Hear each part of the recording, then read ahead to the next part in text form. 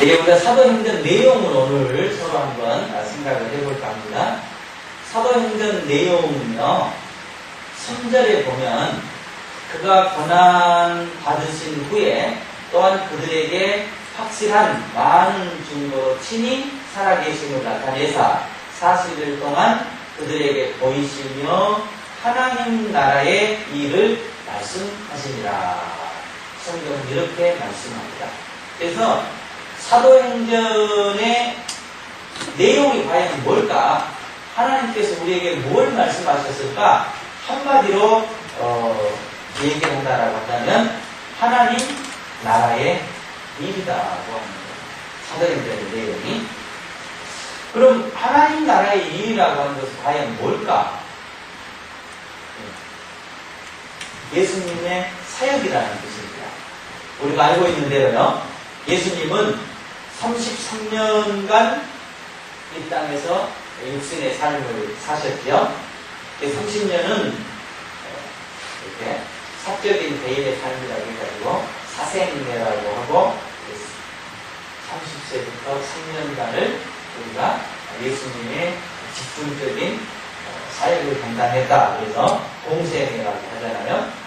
그래서 33년의 삶을 통틀어서 본다라고 한다면 예수님은 십자가에 죽으시고 그 다음에 다시 3일 만에 부활하신, 이것이 예수님의 사역의 핵심입니다. 그런데 이제 3년 동안의 삶을 우리가 복음서를 통해서 보면은 가난한 자하고 병든 자하고 소외된 자를 도와주셨습니다. 보시죠. 우리가 복음서를 보면 예수님께서 사역을 하시는데 그 사역이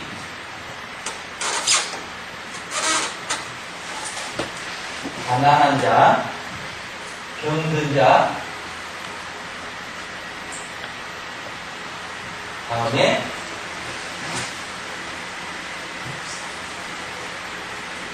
소외된 자들을 위해서 예수님께서 사신 거예요. 근데 복음서를 우리가 읽어보면 가난한 자 부하게 만드셨어요. 병든 자 치료하셨어요. 소외된 자 사회의 중심 세력으로 들어오게 만드셨어요. 근데 우리는 이 가난한 자, 병든 자, 소외된 자를 이제까지 어떻게 도와온 경향이 있냐면은 육적으로만 보았어요. 그러니까 세상적으로만 보았다는 뜻이죠. 세상적으로만. 그러니까는 세상적으로 가난한 자, 그리고 육신적으로 병든 자, 그리고 또 세상적으로 소외된 자, 이런 자들을 예수님께서 고치시고 치료하셨다라고 생각해 왔어요. 그게 맞아요. 그런데 우리는 여기서 머물러 있으면 안 된다고 하는 말씀입니다. 예수님은 지금 세상적으로 가난하고 육신적으로 병들고 또 세상적으로 소외된 자를 예수님께서 치료하시고 또 회복하시기 위함도 있지만 예수님의 원 의도는 세상적으로가 끝이 아니라고 하는 거예요. 어디까지 나아가느냐? 영적인 면까지 나아간다라고 하는 거예요. 그러니까 우리가 여러분 가난한 자 그러면 돈이 없고 삶이 궁하고 1차적으로 이런 걸 생각한단 말이에요. 병든 자 그러면 내 육신의 병든 자 내가 이렇게 치료할 수 있는 병 이런 걸 생각한단 말이에요. 근데 거기에 머물러 있는 것이 아니라 이거는 어디까지 와야 되냐? 영적인 면까지 와야 된다고 하는 거예요. 그러니까 우리가 하나님 앞에서 우리의 육신이 가난함 치료받아야 될 하나의 대상이에요. 그러나 이게 전부가 아니라고 하는 거예요. 영적으로 우리가 얼마나 가난한가를 심각하게 알고 있어야 돼요. 우리가 돈이 없고 가난하면 얼마나 불편해요. 굉장히 불편한 거거든요. 네. 그래서 저는 우리 교인들이 세상적으로 좀 부하게 사시고 나만을 위해서 허덕이는 것이 아니라 또 허덕이는 사람들을 좀 도와주고 나눠줄 수 있는 그런 삶을 살 수 있으면 얼마나 좋을까 늘 생각해 봅니다. 여러분들이 진짜로 어떻게 보든지 열심히 일하시고 열심히 돈 버시고 해서 부한 삶을 사실 수 있기를 축복합니다. 근데 이게 지금 우리가 육적인 가난은 굉장히 불편해하는데 내가 하나님 앞에서 과연 영적으로 가난한가는 우리가 못 깨닫고 살 때가 많아요.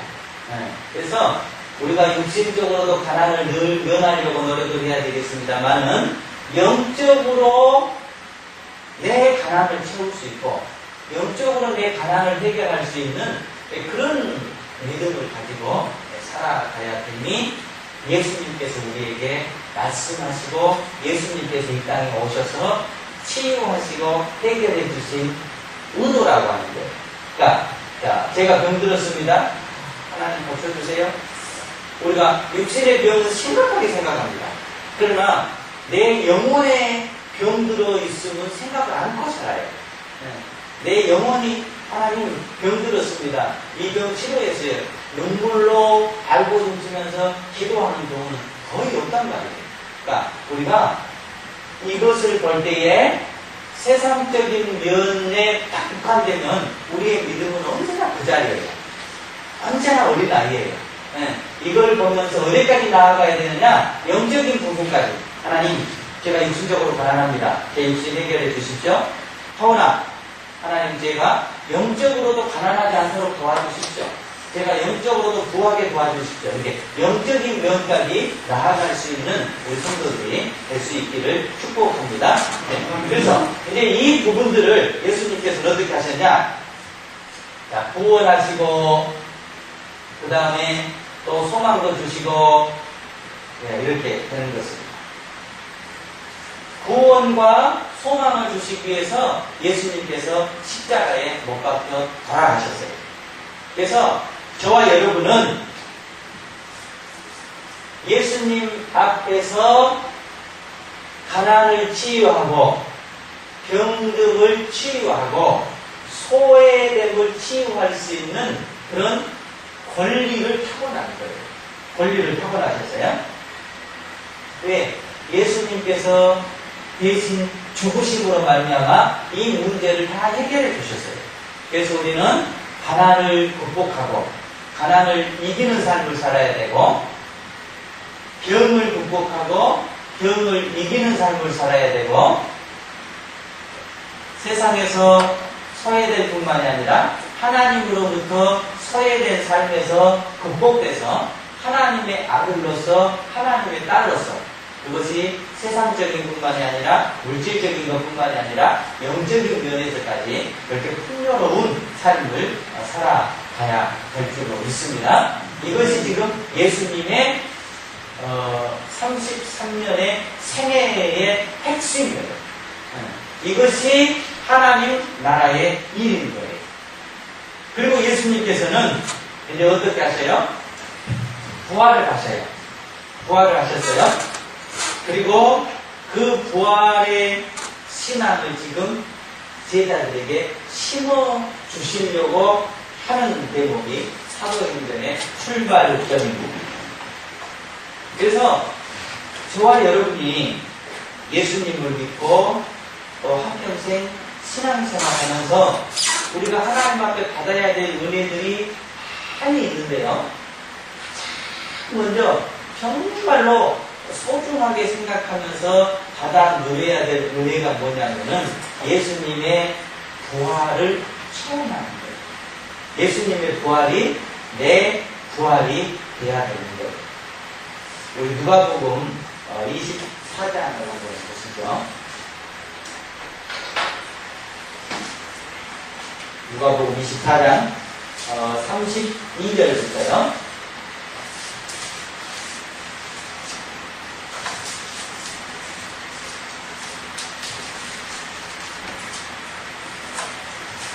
자, 30절부터 우리 보십시다. 이 지금 무슨 내용인지 부활하신 예수님께서 엠마오로 가는 두 제자를 이렇게 만나주신 장면이 지금 여기 내용입니다. 30절부터 제가 읽을게요. 그들과 함께 음식 잡수실 때에 떡을 가지사 축사하시고 떼어 그들에게 주시니 그들의 눈이 밝아져 그인 줄 알아보더니 예수는 그들에게 보이지 아니하시는지라. 그들이 서로 말하되 길에서 우리에게 말씀하시고 우리에게 성경을 풀어주실 때에 우리 속에서 마음이 뜨겁지 아니하더냐. 그러니까 누군가를 엠마오 산으로 가는 두 제자가 만났어요. 그런데 같이 음식을 드시고 축사하고 그들에게 떼어줬어요. 그리고 그들이 이제 영적인 눈이 뜨였어요. 그리고 부활하신 예수님께서 지금 우리를 만나주셨다 라고 생각하는데 예수님은 그곳에 계시지 않는 거예요. 그래서 서로가 얘기를 하기를 우리에게 말씀하시고 우리에게 성경을 풀어주실 때 야, 우리의 마음이 뜨겁지 않겠냐. 그러면서 부활하신 예수님을 만났던 그 느낌을 지금 서로에게 얘기하고 있는 거예요. 이게 지금 우리가 쓰는 말로 하면 부활을 체험했다라고 하는 거예요. 그러니까 부활을 체험했다라고 하는 것은 예수님을 생각할 때에 내 마음속에서 뭐가 뜨거움이 일어나는 거예요. 예수님의 사랑에 뭉클함이 일어나는 거예요. 그런데 이 부활을 체험했던 제자들이 그 다음에 어떻게 되냐면 삶이 변화가 돼요. 33절에 보십시다. 곧 그때로 일어나 예루살렘에 돌아가 보니 지금 이들이 자기 고향으로 아니면은 시골로 내려가고 있어요. 예수님 십자가에 못 박혀 죽었으니까 이제 우리의 모든 꿈과 소망 사라졌다 하면서 각자의 삶으로 돌아가다가 예수님을 만납니다. 그리고 다시 어떻게 하냐면은 예루살렘으로 올라가요. 뭐 하기 위해서? 제자들과 함께 예수님께서 말씀하신 하나님의 사명을 감당하기 위해서 올라가고 있는 것입니다. 그리고 35절에 보면 두 사람도 길에서 된 일과 예수께서 떡을 깨심으로 자기들에게 알려주신 것을 말하더라. 예수님 살아났습니다. 우리가 만났습니다. 라면서 제자들과 서로 예수님의 부활을 얘기하고 있는 겁니다. 그런데 그 삶을 지금 제자들에게 사명으로 주고 있어요. 예수님 부활하셔서 부활하신 예수님을 증거하십시오. 그 증거를 위해서 우리가 어떠어떠하게 해야 됩니다. 라고 하는 것이 지금 사도행전 제1 초반부에 나와 있는 것입니다. 그래서요, 우리가 예수님을 믿고 예수님을 따르고 예수님을 의지한다라고 하는 것은 물론 우리가 하나님 안에서 은혜를 누리고 또 은혜를 받고 은혜에 풍족한 삶을 살아야 되겠습니다만은 그걸로 멈춰있는 것이 아니라 더 나아가야 함을 지금 성경은 말씀하고 있습니다. 자, 우리가 4절을 한번 보시죠. 사도행전 1장 4절이요.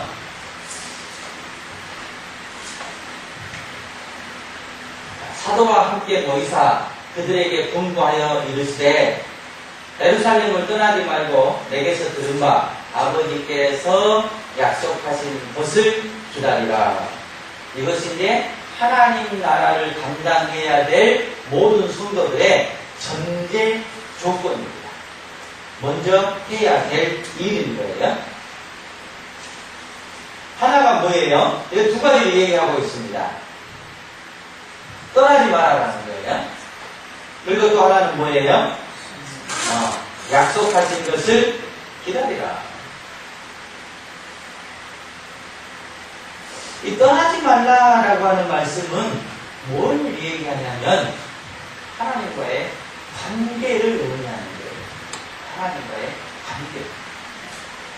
그러니까 우리가 하나님의 사명을 감당해야 되고 하나님의 사역을 해야 되는데 꼭 잊지 말아야 될 것이 뭐냐면은 내가 하는 게 아니라고 하는 거예요.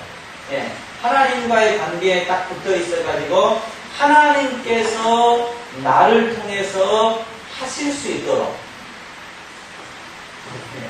이걸 의미해요.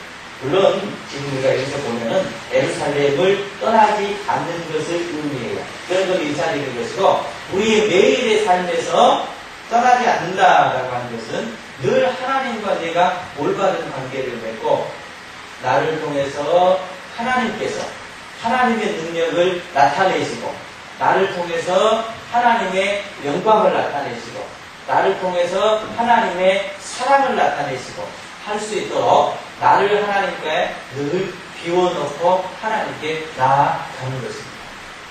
그리고 하나님 저를 하나님 자신의 선발로 사용하십시오. 제 입술을 하나님의 입술로 사용하십시오. 제 마음을 하나님의 마음으로 사용하십시오. 네. 이게 지금 떠나지 말라라고 하는 거예요. 우리는 그런 얘기를 하면 교회 떠나지 마십시오. 교회 열심히 나오십시오. 이렇게 얘기합니다. 물론 그거는 아주 기본적인 거예요. 교회에 열심히 나오고 예배 잘 드리고 기도 생활 잘하고 이게 안 떠난 이유예요. 그러나 거기서 머물러는 것이 아니라 나를 통해서 나라고 하는 한 인격체를 통해서 하나님 내 얼굴을 통해서 하나님의 사랑을 증거하십시오. 내 입술을 통해서 하나님의 복음을 증거하십시오. 내 손과 발을 통해서 하나님의 역사를 이루십시오. 라고 우리를 내어놓는 것. 하나님께서 사용하십시오. 하는 것. 이것이 떠나지 말라고 하는 조건입니다. 자, 그러기 위해서 어떻게 해야 되느냐? 아버지의 약속하신 것을 기다리라. 자, 그것은 그 다음에 8절에 보면은 성령을 얘기하고 있습니다. 그러니까 하나님과의 올바른 관계를 맺고 하나님의 영이 내 속에 들어와서 나를 주관할 수 있도록 지금 아버지의 성령을 기다려야 된다고 말씀을 하고 있습니다. 그러니까 여러분과 제가요 늘 우리 자신들을 체크해야 될 것은 뭐냐면은 내가 과연 성령에 충만하냐 아니면 성령에 고갈되냐. 우리가 늘 어디를 가려면은 저는 어디를 가려면은 패스포드에 돈이 얼마 들어있나 체크하고 갑니다. 그래야 되지 않겠어요? 누구를 만나가지고 돈을 써야 되는데 돈을 있는 줄 알고 갔는데 돈이 없어봐요. 그건 안 되잖아요. 늘 아마 여러분들도 그럴 겁니다. 네.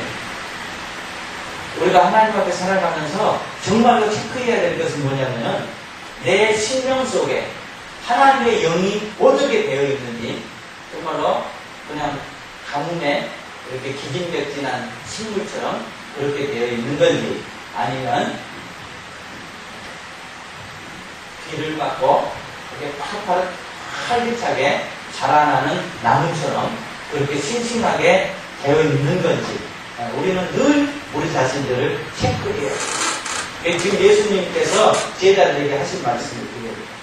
너희 속에 하나님의 영으로 충만해질 때까지 있으라는 거예요. 그 다음에 마지막으로 하신 말씀이 내 증인이 되리라. 이렇게 했습니다. 하나님의 영이 충만해질 때 그 다음에 어떻게 됩니까?